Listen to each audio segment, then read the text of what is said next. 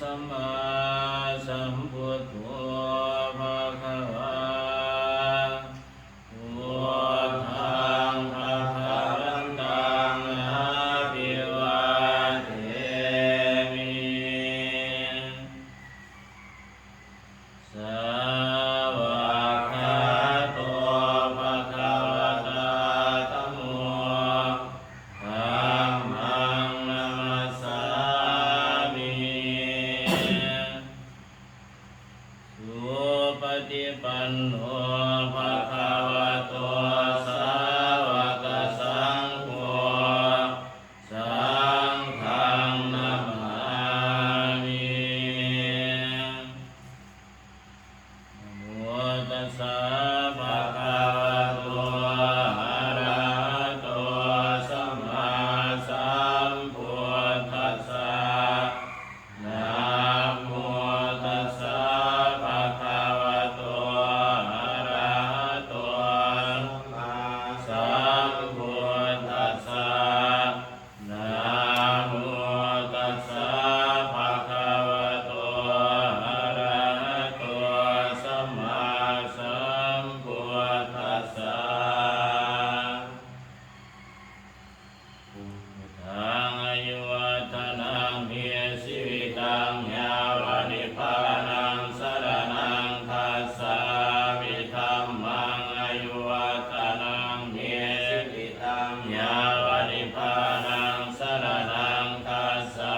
มิสังฆังอายุวัฒนังเมียชีวิตังยาวานิพพานังสรณังคัสสามิพุทธิยัมปิพุทธังอายุวัฒนังเมียชีวิตังยาวานิพพานังสรณังคัสสามิทุติยัมปิธัมมังอายุวัฒนังเมียชีวิตังยาวานิพพานังสรณังคัสสามิทุติยัมปิสังฆังอายุวัฒนังเมียชีวิตังยาวานิพพานังสรณังคัสสามิตาติยัมปิพุทธังอายุวัฒนังเมียชีวิตังยาวานิพพานังสรณังคัสสามิตติยัมปิธัมมังอายุวัฒนังเมียชีวิตังยาวานิพพานังสรณังคัสสามิตติยัมปิสังฆังอายุวัฒนังเมียชีวิตังยาวานิพพานังสรณังคัสสามิโยสุตถาคโตอะระหังสัมมาสัมพุทโธวิชาจารณสัมปันโนสุขโตโลกาวิทูอานุตตโร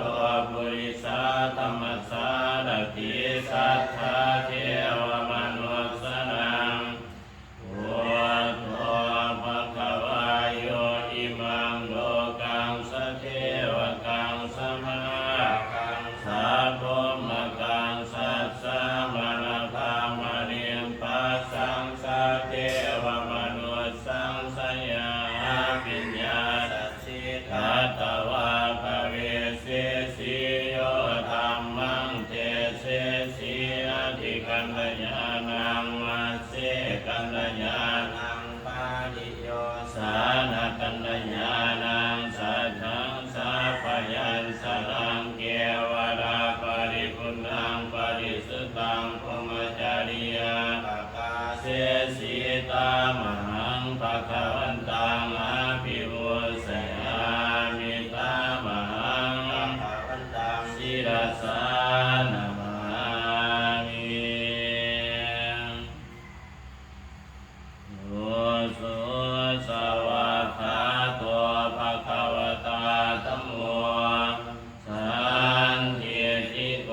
อาการิโกเอหิปัสสิโกอุปนายิโกปัจจตังเวทิตาโควิญโยหิตามหังธัมมังอะภิปุสยามิตามหังธัมมังศิรสานามา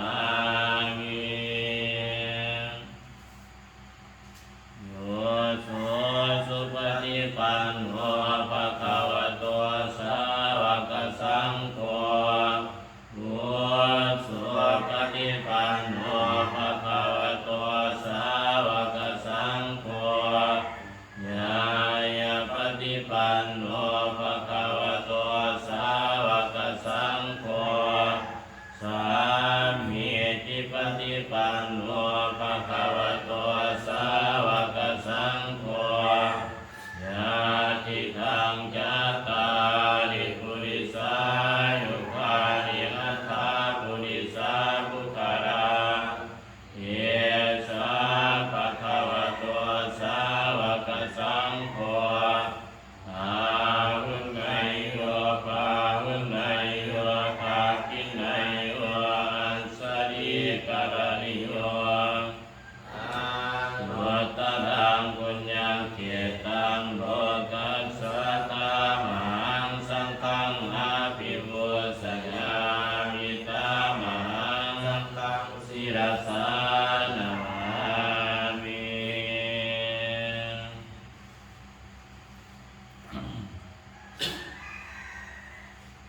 สัพเพสัตตาวิราพยาปัสสานิคาสุขีอัตตานังปริหารันตุสัพเพปานาวิราพยาปัสสานิคาสุขีอัตตานังปริหารันตุสัพเพพุทธาวิราพยาปัสสานิคาสุขีอัตตานังปริหารันตุสัพเพปุคลาวิราพยาปัสสานิคาสุขีอัตตานังปริหารันตุสัพเพ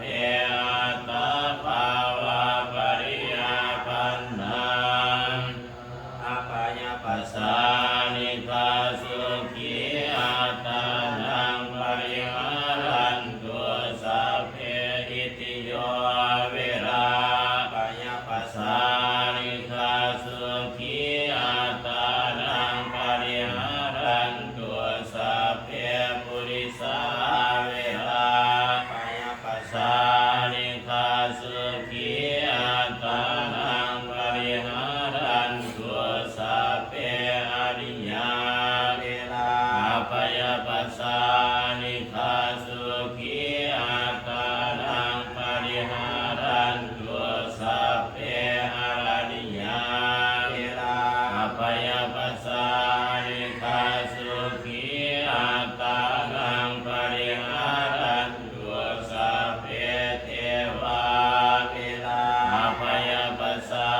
นิคาสุขีอัตตานังปริหารันตุสัพเพมนุสสาเวลาพยปัสสานิคาสุขีอัตตานังปริหารันตุสัพเพ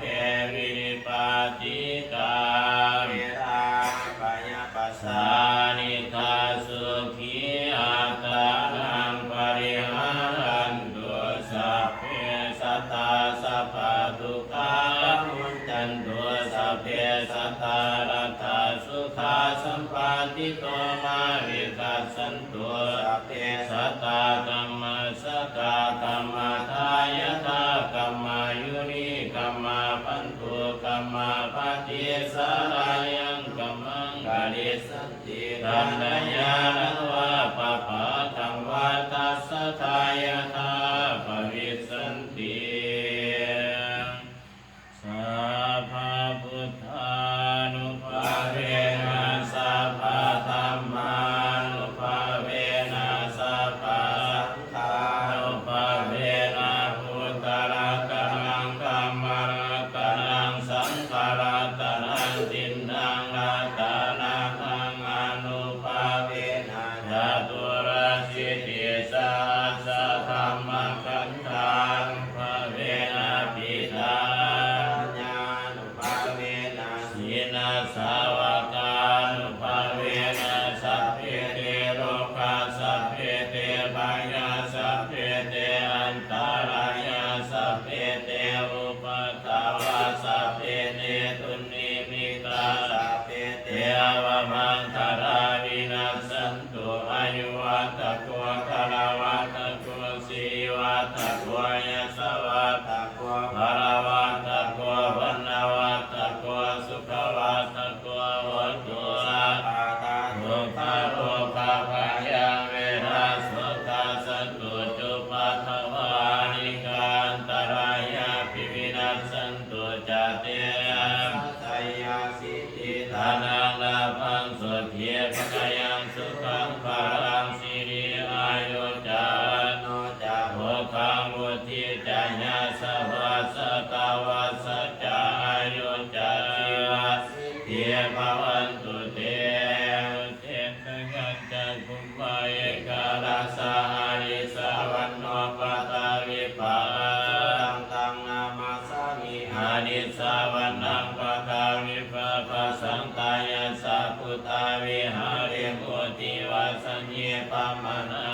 สัพพุสัพพะธรรมเมเตเมนะโมเตจะหังปารายันตุนามาตุพุทธานังนามาตุโพธิญาณโมวิมุตตานังนะโมวิมุตติยายิมังโสภะริกังกตวาโมโรจารติสนาอเปตายัญจักขุมายกาสาหาริสาวันโนปัตตาวิปปัสโสตังตังนามัสสามิหาริสาวันนังปัตตาวิปปัสสสัพพุตตาวิหาริโหรติเยภามนาเวสัพพุสัพพะธรรมเมเตเมนะโมเตจะมังปารายันตุนามาตุพุทธานังนามาตุโพธิญาณโมวิมุตตานังนะโมวิมุตติญาณปริตังกตวะโมโรวะสัมมากัปปะยิติทิวัสมิงกายิเกสาโลมาคาตันตาทาโจมังสังดารุอธิอภิมิสังวะคังอัตยังยะกะลังกิโรละกังพิอากังปะภาสังอันตังอันตะกุลังอุทริยังกะริสังพิตังเสมังโภโพโรหิตังเสโทมิโทสุรัสสะเกโรสินทายิกาลสิกาตังมัตเถมะกะรุงตังคันติเทตาวะติงสาการังอภิสุขิโตโหมิเนตุโคโหมิอาเวโรโหมิอาปัญญาปโสโหมิอานิโกโหมิสุขีตานังปริหารามิสุขีสัพเพสัตตาสุขิตาวันตุสัพเพสัตตานิทุกขาวันตุสัพเพสัตตาวิราวันตุสัพเพสัตตาภ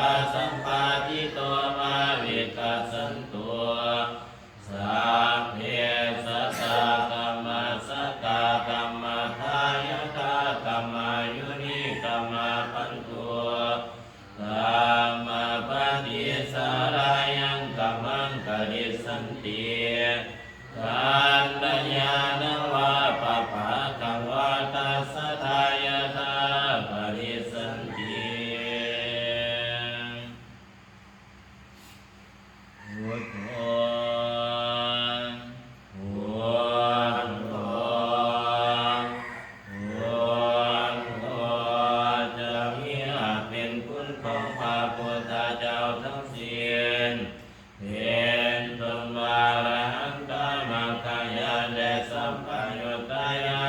งสินรัสสมิงนิพุทธาวโรเสโทข้าพระเจ้าขออาราธนาคุณของพระพุทธเจ้าคุณของพระธรรมเจ้าคุณของพระสังฆเจ้ามาเป็นที่พึ่งที่ระลึกของข้าพระเจ้าข้าพระเจ้าเป็นในครั้งนี้ขอให้ปิติวังเกิดขึ้นให้จากพุทธวันกายทวันมโนทวันข้าพระเจ้าเป็นในครั้งนี้ขอให้ปิติวังเกิดขึ้นให้กาลวัสสีเถิดเนียพานาปัจจโยโหตุ พุทโธธัมโมสังโฆพุทโธธัมโมสังโฆพุทโธธัมโมสังโฆพุทโธพุทโธ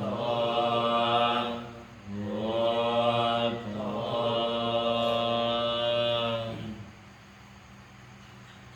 อิทังมิภาตาปิตุนังโหตุสุขิตาโหนตุมาตาปิตาโลมขอบุญนี้จงสำเร็จแก่มารดาบิดาของข้าพระเจ้าขอ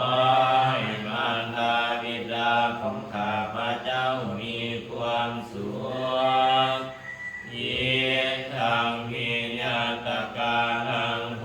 ตุสุขิตาโหนตุญาตกาขอบุญนี้จงสำเร็จแก่ญาติของข้าพระเจ้าขอให้ญาติของข้าพระเจ้ามีความสุขอิทังมิภูปัสสะจริยานังโหตุสุขิตาโหนตุภูปัสสะจริยานขอ